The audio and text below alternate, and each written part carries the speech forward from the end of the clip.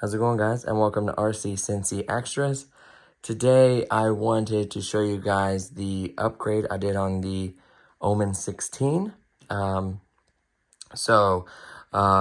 This particular machine, at least the model I have, comes with 16 gigabytes of RAM, 3200 DDR4. So they had a few sales online, by the way.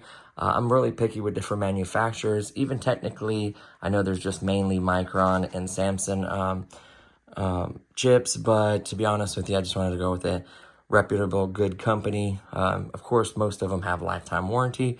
So I went with Gskill DDR3200, DDR4 3200. These are the original ones. It did come with two sticks, 8 gigs each, giving you 16 gigabytes of RAM. It got upgraded to 32, which will make an immense difference, especially for Windows 11 and gaming. I hate to say it, man. There's a lot of really, a lot of apps and a lot of games are really resource hungry, especially Windows. It's gotten better over the years, but you're still going to use quite a bit of RAM. If you have anything else going on in the background, it's just going to eat up that utilization of RAM very quickly. So I wanted to upgrade to that. This particular kit was very expensive when it first came out. I think they were right around $180 something. Yeah, $189. They did have it on sale for 99 bucks. Technically, I could have went with like a cheaper Team Group or High Tech or something like that. But I've ran Gskill ripsaws for years in my machines, and I've never once had one fail or issues or anything funky. And believe it or not, they can overclock as well reasonably. It's not the best overclocking RAM, but it's not bad either. In a laptop, I'm not too worried about that, to be honest with you. You may be able to get a little bit out of it, depending on your BIOS. I never technically went in there to see if you can. A lot of OEMs will lock that down. I know higher-end laptops will give you the option of actually doing that. And this one, I'm not really worried about it. 3200 is going to be plenty fast to feed this processor, and especially with 32 gigs now. So I wanted to show you how I accessed it and how easy it was to install. So all I had to do is remove a total of 8 screws. Remember, the longer ones go in the back. The other ones are kind of angled in the front. So you have 4 and 4. Keep track of where they go, because a couple of them, I guess, had some thread lock on there. I don't know if the other one's dried up or what. I noticed that as well. You are going to need a plastic tool. I just used a credit card, or not a credit card, just a little cheap little UDF card. You don't want to ruin your credit card. You can damage it. I don't have one of my removal tools there in my other precision screwdriver set somewhere buried in my tub, and I didn't want to dig it out. I did use an electric one. Just be careful and don't use a high torque one, because you can strip screws. The panel is fairly easy to remove. Once you remove the 8 screws, you're going to need to start. I would recommend in the back, has the biggest space to fit a credit card in, and just slowly work your way around, popping it. Make sure you don't break any of those little plastic tabs. It'll still be held on by the screws, but it's just nice to have all those tabs in. It'll help seat better. It'll have a nicer, cleaner finish on the sides if you do it correctly. So keep that in mind. While you have this open, make sure you shut down the PC. It is not a bad idea to disconnect the battery. I made sure it was properly shut down. Technically, there still is a charge in it due to the battery.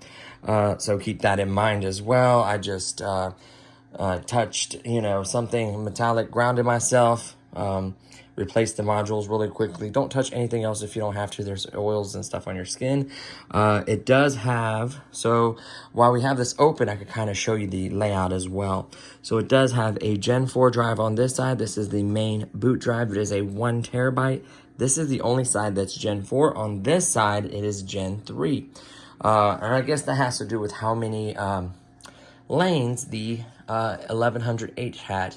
I'd rather have, you know, a higher lane, you know, a bigger, more lanes dedicated to graphics and other things. So I think in some of the newer 12,000 series CPUs, in my opinion, I think they're running, instead of 16, like 8 lane or whatever, and it's affecting the 3070 Ti's performance. It's making it basically equivalent to a 3070 140. So that is insane. Obviously, this is not a 140, but that's just telling you how important it is to have those lanes. So I'd rather have, you know, like as mass storage, like a Gen 3, instead of having 2 Gen 4s and then not having enough lanes for my graphics and other devices. So it made perfect sense to me why they did that. So Gen 3 there. You can also see the nice heat pipes. Looks like 4 heat pipes. There may be some on the other side we can't see, maybe, possibly. But they're beefy. They're nice, thick heat pipes. You can see 2 fans, one on this side. I have to say, you can feel the fan if it's getting warm or anything like that. It's a new machine, so I shouldn't have no problems. You can feel the fans. This is the point where you make sure you get some good dust off, and just make sure there's nothing in these fins, no debris or hair or dust or anything like that. Make sure it's all blown out. Anything else in here, make sure it's blown out. If you look on this side of the cover, you can actually see some heat shielding.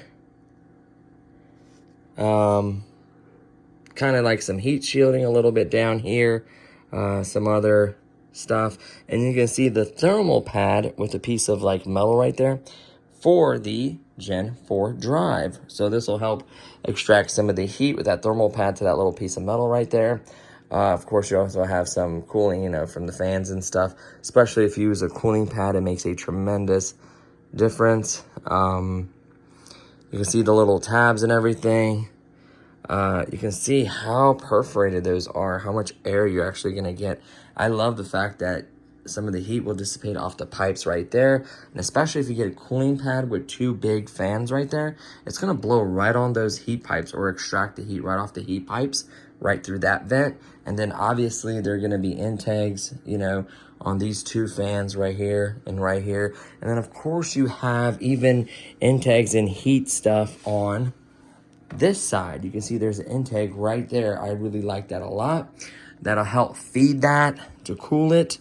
I'm not sure which side is which. I would imagine, talks about the heat pipes, 3 TGL, I guess that's the model. Yeah, that's all the models and stuff. It talks about that. I would imagine this GPU is maybe on this side, and the CPU is on that side, if I had to guess, or maybe vice versa. Not 100% sure on that.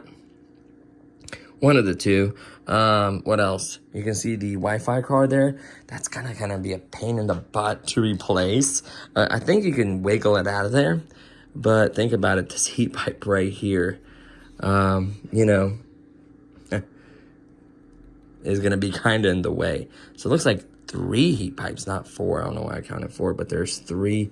That one actually helps get heat because it's gonna blow right through that one right out there. So that's either an intake or an outtake. And that's how helps feed it. And then on this side, it's just gonna get it from the holes on the bottom. So yeah, there it is. All the different USBs and the connectivities and everything like that. Screen. Let's see. And you're gonna need a shorter drive, if you noticed.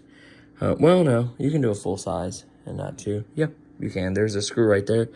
Is there a screw in there? Yep, there's the screw right there. So it's actually, whoops, it's actually in there. So the screw is in there. That's really nice. Sometimes I have those missing. The thermal pad is there as well. That's going to help take some of the heat out. Once you put it down, it'll draw the heat, of course. Well, you can see the copper there as well, so that'll help with the heat. Let's see if it shows the milliamp hour of this battery. I'm very curious. So, rechargeable polymer. 70 watt hour. Right there, 70 watt hour. So that's not bad. You can go with a much larger capacity. It's just literally, they're all marked. 1, 2, 3, 4, 5, 6. Looks like, I don't think they're using tape or anything. I think they just use literally 6 screws to hold it in. Obviously, you're gonna have to disconnect the battery itself. But yeah, that's actually very, very easy to upgrade this battery. So if the battery craps out on you, let's say in like 2 or 3 years, or you want more capacity, that's interchangeable as well. So I'd say the Wi-Fi card being just a Wi-Fi 6 instead of a Wi-Fi 6E. I don't think it's a Wi-Fi 6E. Let's look at it with the thing, because I am very, very blind. It is a 2x2, so it does have the Bluetooth as well with it. So it's just a Wi-Fi 6. Look up those numbers, I guarantee it's just, yeah, Intel. The model number will tell you, but I guarantee it's just Wi-Fi 6 with Bluetooth, of course. And I really don't care. I don't think this is actually capable with a Wi-Fi 6E card. You know, Wi-Fi 6E being so new, I don't think this motherboard is capable with it anyways. So there's the RAM. With this precision screwdriver, it uses only like 3 volts. So it's not going to strip. It's just going to tighten it. Then you can just turn it a little bit more and tighten it by hand. You kind of break free stuff by like turning it and then using the button. Is what I do. It has a nice light so you can see stuff. Unless the light's dead. No, the light works. So I think, yeah, the light works. So yeah, pretty neat. I got that Harbor Freight for $10, so it worked out really well. I do have a much more powerful Mac one, but it would have stripped these screws no problem. So you can see the Bang & Olufsen speakers right there on both sides. There, of course, is some venting at the top as well. So yeah, really nice design. So what I'm gonna do is I'm gonna pop this on and make sure it works, which I'm positive that it will. Gskill, this RAM is definitely capable with this machine. There are gonna be weird manufacturers that might not be capable, and you do have to pay attention to the voltage. So you get some sticks like the Redline Pros or whatever, the Redline memory sticks. These typically use 1.2 volts, I do believe, yep, 1.2 volts. And I've seen some Redline use 1.35. So unless you have like a really high-end machine where you can change the voltage and overclock and stuff like that, probably like a main gear or, you know, like the really high-end, maybe some Alienwares. Nah, Alien is more like HP, I hate to say it, just better cooling. But anyways, yeah, so you're not gonna be able to use sticks like that. Those sticks would not have worked in here. I don't know about the Team Group, because Team Group does have a set like this that is a lower CL, but I'm not sure if it's capable with it, to be honest with you. But at least they're the same CL as this one, 3200 megahertz and double the capacity and dual rank. So you can't go wrong. So that's going to do it for this video, guys. Hopefully you checked out the review. Hopefully you see that video before this. Just really impressive. At the time, you know, it wasn't the cheapest machine, but now you can get it for a very, very good price at Micro Center. Hopefully you can still find it. It was $9.99, an absolute steal in my opinion. When it first came out, with tax and everything, you were looking at like $2 grand. So, yeah, to get it for $9.99 is absolutely incredible. It still has the 3070, the 11800H processor, you know, 16 gigabytes of RAM. 1 terabyte SSD, nice battery, 1440p screen, you know, Wi-Fi 6, Bluetooth. It was just really, really impressive. Individual RGB key. I think the white's nice. Actually, if you just take care of it, don't like drag it, or you're not like a mechanic or a black topper. Well, funny because I am a black topper. As long as your hands aren't dirty, you're not really gonna mess it. And the inside is black, so I know the outside is white. But like, as long as you're not rubbing it on stuff and just getting crap all over it, it should be fine. This should be able to be wiped and cleaned. Like, you happen to get dirt or a little something on here, I'm sure you can clean it. So that's not an issue. So remember, when you're also, really quick pro tip, when you're shopping for a cooling pad, find one that gets these targeted areas, like these 2 holes in the top venting. That's really going to make a tremendous difference. If you have a laptop that just has a solid back panel, cooling pad isn't going to do much for you besides removing the heat off the actual panel, literally. Like, so you have to keep that in mind. So I think the bigger fans are better. They move more volume, quieter, lower speed. 2 big fans or even 1 big one. I think 2 would work better for this one. 1 here and 1 here would feed the middle and both sides. So you have that to think about. So yeah, that's going to do it, guys. Just want to share that with you guys. I think it looks really, really nice inside. Nice little laptop. So we'll see how it works. And we'll do other videos in the future, possibly, you know, how big of a difference it made, performance videos, possibly some overclocking once we get a cooling pad, and maybe drive updates, stuff like that. We'll see what we come up with. But yeah, so thanks so much for watching, guys, and I'll see you on the next one. Peace.